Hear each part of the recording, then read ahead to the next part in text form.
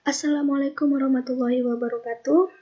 Pada kesempatan ini, saya akan memberikan video tentang proyek yang telah saya buat, yaitu proyek Java visual yang berjudul pengiriman barang. Sebelum kita masuk pada halaman utama, di sini kita akan masuk terlebih dahulu pada halaman login, di mana pada halaman ini kita diminta untuk memasukkan username dan password yang sesuai dengan database. Dan apabila username atau passwordnya tidak sesuai, maka akan muncul notifikasi seperti ini.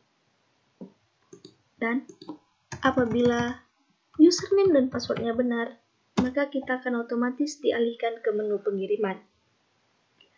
Untuk menu pengiriman ini, saya membuat 5 menu, yaitu cek tarif ongkir, cek resi, tambah pengiriman, data pengiriman, dan about admin.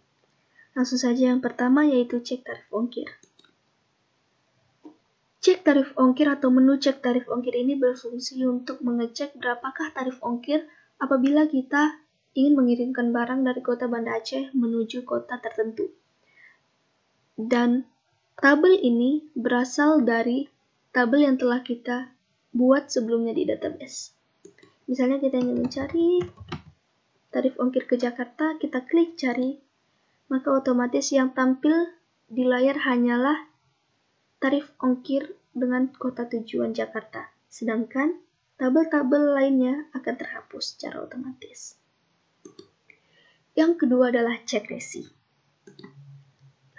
Untuk cek resi ini sendiri berfungsi untuk mengecek sampai manakah barang kita telah sampai. Misalnya, kita ingin mencari atas nama dengan resi ini.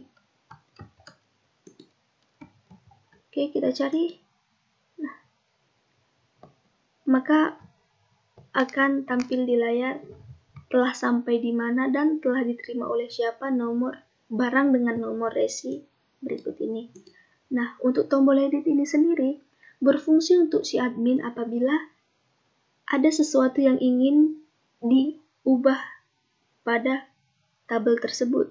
Nah, setelah kita cari, kita tulis misalnya telah disampai di Medan, tetapi ternyata paketnya tidak diterima oleh si Ika, tetapi diterima oleh si Intan.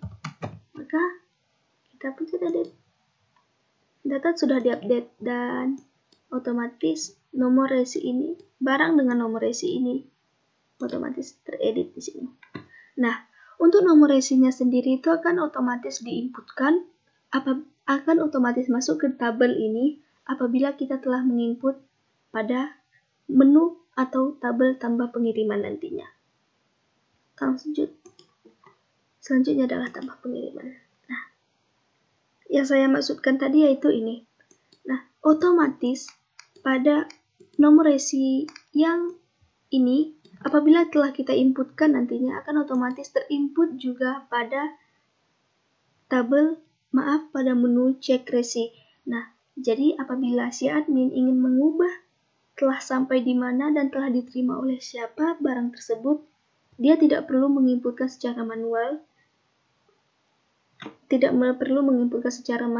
Nomor resinya, tetapi dia akan otomatis masuk sehingga dia hanya mengedit beberapa tabel saja. Dan untuk tambah pengiriman ini kita masukkan data sesuai ya seperti biasanya, misalnya Tiara, alamatnya, kode pos ini, ini nomor telepon integer, memo terserah, nama penerima terserah, alamat terserah, nomornya terserah, jenis barang, tujuan.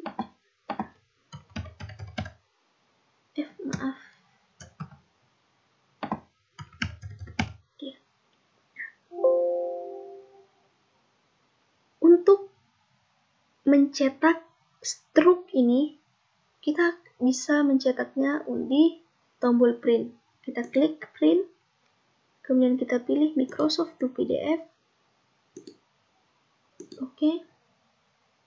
Kita buat sesuai dengan apa ya kita mau.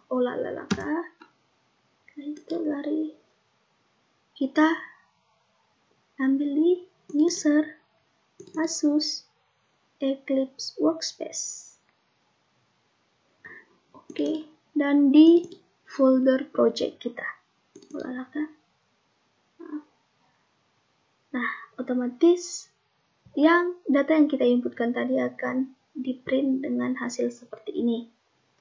Kemudian untuk tambahkan, ini berfungsi untuk menambahkan ke tabel data pengiriman. Maka ketika kita klik tambahkan, data berhasil ditambahkan, kita akan otomatis masuk pada menu data pengiriman. Nah, data pengiriman ini sendiri itu berfungsi sebagai laporan kepada bos atau kepada manajer begitu, entah sudah berapa orang atau berapa apa gitu yang sudah melakukan pengiriman. Dan data pengiriman ini wajib dijadikan sebagai laporan dan wajib di print sama dengan cara yang tadi kita klik print Microsoft. Dan di sini saya sarankan untuk memakai landscape karena data yang akan di print lumayan banyak. Oke, kita lanjut. Bisa kita lihat kita buka, dan laporan data pengirimannya pun telah dicetak. Oke.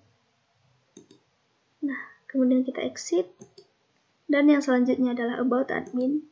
About admin ini sendiri berisi tentang informasi-informasi tentang admin. Dan untuk form ini saya hanya menambahkan gambar saya edit di luar aplikasi, kemudian saya tambahkan di sini. Oke.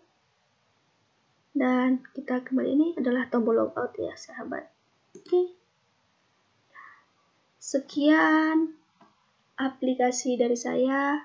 Apabila ada kekurangan saya minta maaf. Sekian dan terima kasih. Assalamualaikum warahmatullahi wabarakatuh.